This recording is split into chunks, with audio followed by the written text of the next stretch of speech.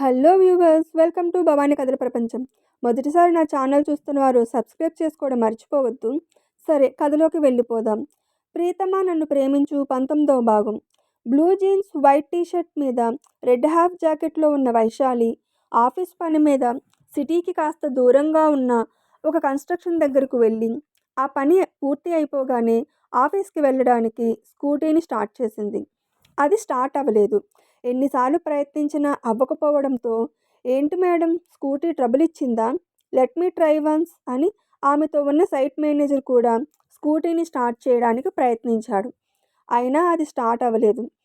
ఏదో ప్రాబ్లంలా ఉంది మేడం, మీరు ఈ రోజుకి ర్యాపిడ్లో వెళ్ళిపోండి, నేను రిపేర్ చేయించి పంపిస్తాను అన్నాడు. ఓకే అనేసి క్యాబ్ బుక్ చేసుకుందామని సెల్ తీసింది. కానీ సిగ్నల్ అస్సలు లేదు. దాంతో రోడ్డు వైపుకు వచ్చి కూడా ట్రై చేసింది. అయినా సిగ్నల్ లేదు. నడుస్తూ ఉంటే సిగ్నల్ అయినా వస్తుంది, లేదా ఏదైనా ఆటో అయినా వస్తుందిలే అనుకొని పావుగంట సేపు నడుస్తున్నా ఒక్క ఆటో కూడా అటుగా రాలేదు. అయ్యో, స్కార్ఫ్ స్కూటీలో ఉండిపోయిందే అనుకుని నడుస్తున్న వైషు పక్కనే ఒక కారు ఆగింది. ఇంత పక్కగా ఎవరు ఆపారు అనుకొని అటుగా చూసింది. కారు గ్లాసెస్ని ఓపెన్ చేస్తూ, హాయ్ వైశాలి, ఏంటి నడుచుకుంటూ వెళ్తున్నావు, స్కూటీ లేదా అని అడిగాడు క్రిష్. మారువేషంలో లేకుండా క్రిష్లానే ఉండేసరికి అతన్ని చూసి షాక్ అయినా ఆ ఫీలింగ్ బయటపడకుండా ఉండడానికి ప్రయత్నిస్తూ రిపేర్ అంది ముక్తసరిగా. ఓకే దెన్, నేను సిటీ వైపే వెళ్తున్నాను, కారులో కూర్చో, డ్రాప్ చేస్తాను అన్నాడు. No thanks, I can go myself అంది. నేనంటే ఇంకా భయం పోలేదా, లేక నన్ను ఇంకా క్షమించలేదా అని అడిగాడు. దానికి దీనికి ఏంటి సంబంధం అంది. సంబంధం ఉంది, నువ్వు నాతో వస్తేనే నన్ను క్షమించినట్లు అన్నాడు. అయితే క్షమించలేదని అనుకోండి అనేసి ముందుకు వెళ్తుండేసరికి ఒక ఆటో రాగానే ఎక్కేసింది. సిగ్నల్ పడడంతో ఆటో ఆగింది. సిగ్నల్ రిలీవ్ అయ్యింది, కానీ ఆటో కదలడం లేదు. ఏంటి ప్రాబ్లం, అవతల నాకు చాలా పని ఉంది, ఆటో దిగిపోమంటావా లేక బండి స్టార్ట్ చేస్తావా అంది చిరాకుగా ఆటో వాడితో. నేనేం చేయను మేడం, ఎదురుగా ఉన్న వెహికల్ ఆటోకి అడ్డుగా వచ్చి ఆగిపోయింది, ఎంత హారన్ కొడుతున్నా కదలడం లేదు అన్నాడు. అప్పుడే ఆటోలో నుండి ముందుకు చూసింది. అది క్రిష్ కారు. విండో గ్లాస్ని కొద్దిగా దించి ఆమె వైపే చూస్తూ నవ్వుతున్నాడతను. అతన్ని చూడగానే కొంచెం కంగారు పడి, మళ్ళీ ఏదో ప్లాన్ చేసినట్టున్నారు కాబోలు అనుకుంటూ, ఆ కారు కదలదు, నేను ఆటో దిగిపోతున్నాను అంది డ్రైవర్తో. ఒక్క నిమిషం ఆగండి మేడం, నేను మాట్లాడి వస్తాను అని డ్రైవర్ క్రిష్ దగ్గరకు వచ్చి సార్ అన్నాడు. అతను అప్పుడే పెట్టుడు గట్టం కూలింగ్ గ్లాసెస్ పెట్టుకొని విండో కాస్త దించి ఏంటి అన్నాడు. సార్, సిగ్నల్ రిలీవ్ అయ్యి చాలా టైం అయింది, కారు తీయండి, వెనక్కి వెళ్ళడానికి కూడా దారి లేదు, మీ వల్ల ట్రాఫిక్ జామ్ అయిపోయింది అని బ్రతిమలాడినట్లు చెప్పాడు. నీ ఆటోలో ఉన్న మేడంని వచ్చి నా కారులో కూర్చోమను, వెంటనే కారు కదులుతుంది, లేకపోతే లేదు అన్నాడు. ఏంటి సార్ ఈ అన్యాయం, నాకు ర్యాపిడో ఊబరే అనుకుంటే ఇప్పుడు ఇలాంటి పెద్ద కార్లు కూడా కాంపిటీషన్ అయ్యాయా అని వాపోయాడు డ్రైవర్. నీ ఆటో ఫేర్ నీకు ఇచ్చేస్తాను, చెప్పింది చేయి అన్నాడు క్రిష్. వైశాలి దగ్గరకు వచ్చి మేడం, మీరు ఆటో దిగిపోండి అన్నాడు డ్రైవర్. ఏంటి తిక్కగా ఉందా, ఇందాక దిగిపోతానంటే వద్దన్నావు, ఇప్పుడు నువ్వే దిగిపోమంటున్నావు, ఏంటి వేషాలా అని కోపంగా అంది. నా మీద కోప్పడతారేంటి మేడం, మీరెళ్ళి కారులో కూర్చుంటే కానీ ఆ కారు కదలదంటున్నారా సారు అన్నాడు. ఆ మాట వినగానే చాలా కోపం వచ్చింది వైషుకి. ఆయనెవరో నాకు తెలియదు, ఎవరో తెలియని వాళ్ళు పిలిస్తే వెళ్ళిపోవాలా, నేను ఆటో దిగను అని ఆటోలోనే భీష్మించుకొని కూర్చుంది. ప్లీజ్ మేడం, నా మాట వినండి అని డ్రైవర్ అంటుండగా వెనకాల జామ్ అయిపోయిన వెహికల్స్ వాళ్ళు 5 అక్కడికి వచ్చి ఏంటి ప్రాబ్లం, వెహికల్స్ ఎందుకు కదలడం లేదు అని అడిగారు. ఈ మేడం వెళ్ళి ఆ కారులో కూర్చుంటే గానీ కారు కదలదంట సార్, ఈవిడేమో అర్థం చేసుకోవట్లేదు అని కంప్లైంట్లో చెప్పాడు డ్రైవర్. ఏంటి మేడం ఇదంతా అని వాళ్ళు అడగబోతుండగా, మీరే చెప్పండి సార్, ముక్కు ముఖం తెలియని వ్యక్తి తనతో రమ్మంటే ఎవరైనా వెళ్ళిపోతారా, ఈ డ్రైవర్ ఏమో అతనికే వంత పాడుతున్నాడు, మీరే న్యాయం చెప్పండి అంది కొంచెం కోపంగానే. దాంతో అందరూ క్రిష్ కారు వైపు చూసేసరికి అతను కారులో నుండి దిగాడు. సార్ త్వరగా కారు తీయండి, అవతల నాకు బేరాలు పోతున్నాయి అన్నాడు డ్రైవర్. ఏంటి సార్ ఇది? చదువుకున్న వారిలా గొప్ప వ్యక్తిలా ఉన్నారు. మీరిలా బిహేవ్ చేయడం పద్ధతి కాదు. ముందు అడ్డుగా ఉన్న కారుని తీయండి అన్నారందరూ క్రిష్‌తో. దాంతో క్రిష్ సెల్‌లో ఏదో టైప్ చేస్తూనే, సార్ ఇందులో నా తప్పేమీ లేదు. నేను అనవసరంగా ప్రాబ్లమ్ చేయట్లేదు. తను నా మరదలు, పేరు వైశాలి. చిన్న గొడవై మాటా పెరిగి మధ్యలో కారు దిగేసింది. నేను తన కోసమే వెయిట్ చేస్తున్నాను అన్నాడు. అతని మాటలు వినగానే ఒళ్ళు మండిపోయింది వైశాలికి. మేడం, మీకు ఏమైనా ప్రాబ్లమ్స్ ఉంటే ఇంటి దగ్గర చూసుకోవాలి కానీ ఇలా రోడ్డు మధ్యలో కాదు. చూడండి మీ వల్ల ఎంతగా ట్రాఫిక్ జామ్ అయిందో. ఇప్పటికైనా అర్థం చేసుకొని అతనితో వెళ్ళండి. ప్రాబ్లమ్‌ని క్లియర్ చేయండి అన్నారందరూ. సార్ మీరు కూడా ఏంటి? అతను చెప్పేదంతా అబద్ధం. అతని మాటలు నమ్మకండి.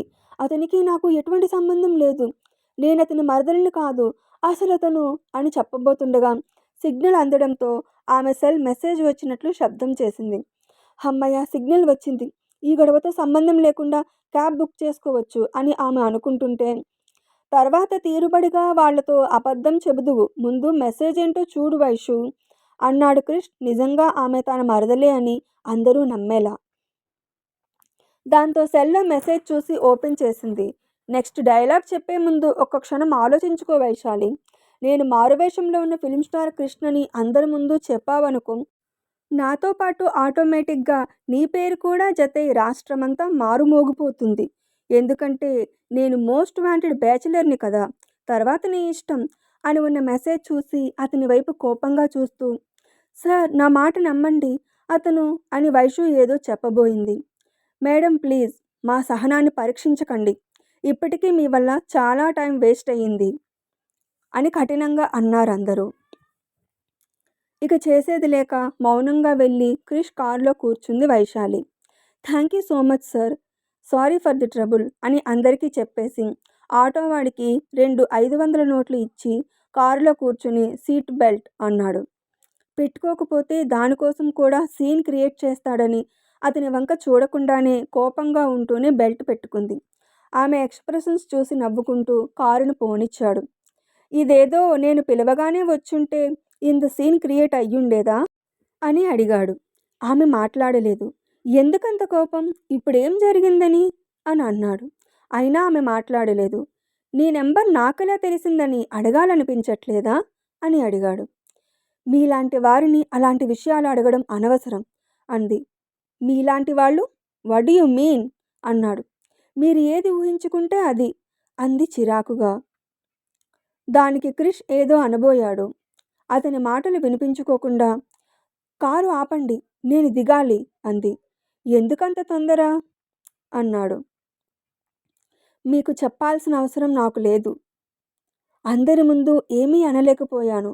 కానీ ఇప్పుడు నాకు మిమ్మల్ని భరించాల్సిన అవసరం లేదు. I said stop the car అంది కోపంగా. రిలాక్స్ వైశాలి, నిన్ను ఎక్కడ దింపాలో నాకు బాగా తెలుసు. నీ ఆఫీస్ టైమింగ్స్ 10 to 6, ఇప్పుడు 6:30 అయింది. సో నువ్వు ఇంటికే వెళ్ళాలి కాబట్టి నిన్ను ఇంటి దగ్గరే డ్రాప్ చేస్తాను అన్నాడు. ఇప్పుడు మీరు కారు ఆపుతారా లేక నన్నే డోర్ ఓపెన్ చేసుకుని దూకేయమంటారా అంది కోపంగా. ఆ మాటకు సడన్ బ్రేకుతో కారు ఆగింది. వెంటనే సీటు బెల్ట్ తీసేసుకొని డోర్ ఓపెన్ చేయడానికి ప్రయత్నించింది వైశాలి. అది తెరుచుకోలేదు. సర్రున అతని వైపు తిరిగి చూసింది. నేను కారు ఆపింది నీ అంతట నువ్వు వెళ్ళిపోవడానికి కాదు. నీతో నాకు కొంచెం పని ఉంది. అనవసరంగా సీన్ క్రియేట్ చేయకుండా నాతో రెస్టారెంట్లోకి రా అని బటన్ని ప్రెస్ చేయగానే డోర్ తెరుచుకుంది. మీ మాట వినాల్సిన అవసరం నాకు లేదు అన్నట్లుగా గబగబా కారు దిగేసి ఎదురుగా వస్తున్న ఆటోని పిలిచింది.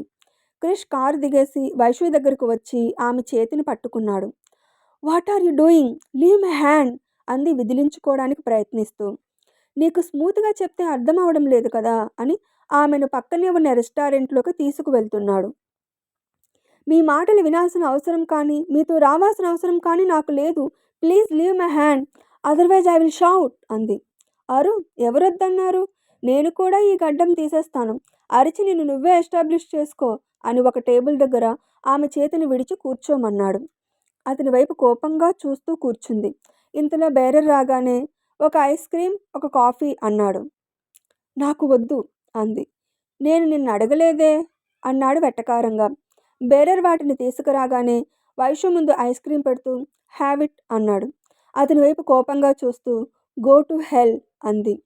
అది ఖాళీ అయితేనే నువ్విక్కడి నుండి కదులుతావు అన్నాడతను కాఫీ సిప్ చేస్తూ. వెంటనే మరో బేరర్ ఖాళీ ప్లేటులతో వస్తుంటే ఐస్ క్రీమ్ని అందులో పడేసింది. అది చూసి సరే అన్నట్లుగా తలను ఊపి బేరర్ 2 ఐస్ క్రీమ్స్ అన్నాడు క్రిష్. బేరర్ తెచ్చిన వాటిని కూడా వైషు ముందు పెడుతూ ఈ 2 ఖాళీ అయితేనే నువ్వు కదులుతావు అన్నాడు మళ్ళీ. 2 బౌల్స్ని 2 చేతుల్లోకి తీసుకుని నేలపై పడేసింది. ఏమాత్రం కోప్పడకుండా చిరునవ్వుతోనే ఆమె ఫీలింగ్స్ని చూస్తూ బేరర్ 3 మోర్ అన్నాడు. వాటిని కూడా వైషు ముందు పెట్టేసరికి వైషు ఒక బౌల్ని పట్టుకుంటుండగా బేరర్ 4 మోర్ అనబోయాడు. కానీ వైషు తినడం మొదలుపెట్టడంతో బిల్ ప్లీజ్ అన్నాడు బేరర్తో. ఒక స్పూన్ ఐస్ క్రీమ్ని నోట్లో పెట్టుకొని మీరు బిహేవ్ చేసే పద్ధతి బాగోలేదు అంది. లుక్ వైషు, నీ మనసులో నేను చెడ్వాడినని ఫిక్స్ అయిపోయావు కదా, మరి మంచివాడిగా బిహేవ్ చేయడం వల్ల ఏం ప్రయోజనం అని అడిగాడు. వైషు అంట వైషు, ఈయన గారేదో నా అత్త కొడుకులా వైషు అని పిలుస్తున్నాడు, నేను ఫిక్స్ అవ్వడం ఏంటి, నువ్వు చెడ్డవాడివే అని మనసులోనే తిట్టుకొని అతని ప్రశ్నకు మౌనంగా తింటుంది. వైషు, నేను నీకు ఒకటి చెప్పాలి. నిన్ను ఫస్ట్ టైం షూటింగ్ స్పాట్లో చూసినప్పటి నుండి నాలో నాకే తెలియని ఏదో ఫీలింగ్. నెక్స్ట్ టైం లిఫ్ట్ దగ్గర చూసినప్పుడు నా ఫీలింగ్స్ ట్రాష్ కాదు నిజమని నా మనసుకి అనిపించింది అన్నాడు. గాడిద గుడ్డేం కాదు, మనసు ఫీలింగ్స్ ట్రాష్ అంతా నాన్సెన్స్ అని మనసులోనే తిట్టుకుంటుంది. నీకు నా మనసులోని మాట చెప్పేలోగానే ఏదేదో జరిగిపోయింది. కనీసం సారీ చెప్పినప్పుడైనా నా ప్రేమను చెప్పాలని అనుకున్నాను. అసలే నువ్వు టెన్షన్లో ఉన్నావని ఆ రోజు చెప్పలేదు. ఇప్పుడు చెబుతున్నాను. ఎంతమంది అందమైన అమ్మాయిలను, హీరోయిన్స్ని చూసినప్పుడు కూడా నాకేమీ అనిపించలేదు, కానీ నిన్ను చూసినప్పటి నుండి నా మనసంతా నీ రూపమే నిండిపోయింది అని చెప్పడం ఆపి ఆమె కళ్ళల్లోకి చూస్తూ I love you, I want to marry you అన్నాడు. ఆ చివరి మాటలకు అప్పటి వరకు హరికథలా వింటున్న వైశాలి ఒక్కసారిగా పొలమారిపోయి ఐస్ క్రీమ్ని మీద పడేసుకుంది. వైషు, వాట్ హ్యాపెండ్ అని వాటర్ని అందించాడు. కొంచెం నీళ్లు తాగేసి గ్లాసు పక్కన పెడుతుంటే ఆర్ యూ ఓకే అని అడిగాడు. అతని వైపు కంగారుగా చూస్తూ నేను నేను వాష్రూమ్కి వెళ్ళాలి అనేసి అతని వైపే చూసుకుంటూ లేడీస్ వాష్రూమ్స్లోకి వెళ్ళి మీద పడిన ఐస్ క్రీమ్ని కడిగేసి ముఖాన్ని కూడా కడుక్కొని అద్దంలో తన రూపాన్ని చూస్తూ అమ్మో, ఈయనకు యాక్టింగ్లో ఎన్ని బిరుదులున్నాయో అన్నీ ఇచ్చేయచ్చు, ఎంత బాగా యాక్ట్ చేస్తున్నాడో, అక్కడ అందరి ముందు మరదలినని చెప్పి ఒప్పించాడు, ఇక్కడ కొంచెం మాట్లాడాలి అంటూ ఏకంగా ఐ లవ్ యూ అనేశాడు, అతనంటే ఇష్టం లేదని అతన్ని క్షమించలేదని తెలిసి కూడా ఎంత ధైర్యంగా మాట్లాడుతున్నాడో, ఎలాగైనా తన దారికి తెచ్చుకోవాలని విశ్వ ప్రయత్నం చేస్తున్నాడు, ఎంతైనా అంగది ఫ్రెండ్ కదా అని అనుకుంది. 10 నిమిషాలు, 15 నిమిషాలు, అరగంట అయ్యింది, కానీ వైషు బయటకు రాలేదు. దాంతో క్రిష్ కూడా అటువైపుగా వచ్చి వాష్రూమ్లోకి వెళ్ళబోతున్న ఓ 40 సంవత్సరాల ఆవిడిని చూసి excuse me madam, sorry to disturb you, లోపల బ్లూ జీన్స్ వైట్ టాప్తో నా వైఫ్ వైశాలి ఉంటుంది, నేను బయట వెయిట్ చేస్తున్నానని చెబుతారా అని అడిగాడు. వై నాట్ హ్యాండ్సమ్ అని ఆమె లోపలికి వెళ్ళి 5 నిమిషాల తర్వాత బయటకు వస్తూ యంగ్ మ్యాన్, లోపల మీ వైఫ్ లేదు అనేసి వెళ్ళిపోయింది ఆవిడ. లేదా అంటే మళ్ళీ ఎస్కేప్ అయిపోయిందా? Okay Vaishu, this is your last chance, ఎందుకంటే ఇకపై నీకు ఈ అవకాశం నేనివ్వను కాబట్టి అని అనుకున్నాడు క్రిష్. ఏం చేయాలి, ఏం చేస్తే బావగారు నేను వెళ్ళిపోవడానికి ఒప్పుకుంటారు అని క్లాస్ రూమ్లో కూర్చుని దీర్ఘంగా ఆలోచిస్తుంది ఐషు. ఏంటి ఐషు అంత సీరియస్గా ఆలోచిస్తున్నావు, రిపోర్ట్ని సబ్మిట్ చేయవా అని అడిగింది ఫ్రెండ్. అని రిపోర్ట్ని హ్యాండ్ ఓవర్ చేసేసి ఐడియా, మమ్మీ డాడీని చూడాలనుంది, వారం రోజులు ఉండి వస్తాను అంటే బావగారు పంపిస్తారు కదా, అలా వెళ్ళి ఇక ఇక్కడ చదవడం ఇష్టం లేదు, మమ్మీ వాళ్ళతో ఉంటూ అక్కడే చదువుకుంటానని చెప్పి ఉండిపోతాను అని అనుకుంది. అంతలోనే మరి బావగారు ఒప్పుకుంటారా అనుకొని ఒప్పించాలి తప్పదు అని అనుకుంది. స్పెషల్ క్లాస్ ఉండడం వల్ల ఐషు లేటుగా ఇంట్లోకి వస్తూ హరీష్ తన మాట విని ఊరు పంపిస్తాడా అని ఆలోచిస్తూ అన్యమనస్కంగా వచ్చింది. అప్పటికి అందరూ వచ్చేసి హాల్లో కూర్చొని మాట్లాడుకుంటున్నారు. హరీష్ని చూస్తూ కాలేజ్ బ్యాగ్ని సోఫాలో పడేసి బావగారు మీతో కొంచెం మాట్లాడాలి అని అతని పక్కన కూర్చుంది ఐషు. ఏంటి మరుదులు గారు నాతో ఏం మాట్లాడాలి అని అడిగాడు హరీష్ తమాషాగా. నాకు మమ్మీ డాడీని చూడాలని ఉంది. వెళ్ళి వారం రోజులుండి వస్తాను అంది బెంగపడుతున్నట్లుగా నీరసంగా ముఖం పెడుతూ.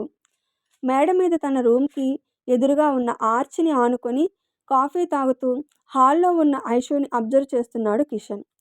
రోజూ గంటలు గంటలు ఫోన్లో మాట్లాడుతున్నావు కదా, ఇంకా వెళ్ళడం అవసరమా అన్నాడు హరీష్.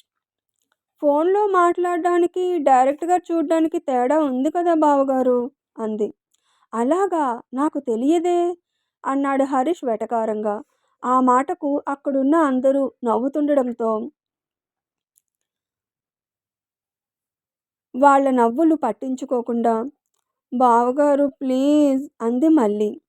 ఒక్కసారి వెనక్కి తిరిగి చూడు ఐషు అన్నాడు హరీష్. వెంటనే వెనుతిరిగింది. ఎదురుగా తల్లి తండ్రి ఆమెనే చూస్తూ కనిపించారు. వాళ్ళని చూడగానే నోట మాట రాక సోఫాలో నుండి లేచి నిలిచిండిపోయింది ఐషు. ఏంటి ఐషు, వీళ్ళని చూడగానే చాలా సంతోషిస్తావనుకుంటే అలా ఫ్రీజ్ అయిపోయావేంటి అని అడిగింది హనీ. తలుచుకోగానే ప్రత్యక్షమైపోయారేంటని షాక్లో ఉందేమో అన్నాడు రామ్. ఒక్క క్షణంలో తేరుకొని మమ్మీ అంటూ హక్ చేసుకొని మీ ఇద్దరిని చూడాలని ఎంతగా అనుకున్నానో అంటూ అప్రయత్నంగా కళ్ళు పైకెత్తి మేడ మీదకు చూసింది. కాఫీని సిప్ చేస్తూ దరహాస వదనంతో ఐషునే చూస్తున్నాడు కిషన్. ఇంకా ఉంది. తల్లిదండ్రుల విషయంగా ఐషు ప్లాన్ ఫెయిల్ అయింది. ఇక ఇప్పుడు ఆమె ఏం చేస్తుంది? ఇప్పటికైనా కిషన్ ఆమెకు క్లారిటీ ఇస్తాడా? క్రిష్ వైశాలికి ఐ లవ్ యూ చెప్పేశాడు. మరి ఆమె అతని ప్రేమను అంగీకరిస్తుందా? తర్వాత ఏం జరుగుతుందో తదుపరి భాగంలో తెలుసుకుందాం. స్టోరీ నచ్చితే అప్డేట్కి లైక్ కొట్టి షేర్ చేయండి వ్యూవర్స్. అలాగే ప్లీజ్ సబ్స్క్రైబ్ మై ఛానల్. సరే, మరో స్టోరీ అప్డేట్తో మళ్ళీ కలుస్తాను. అప్పటి వరకు సెలవు.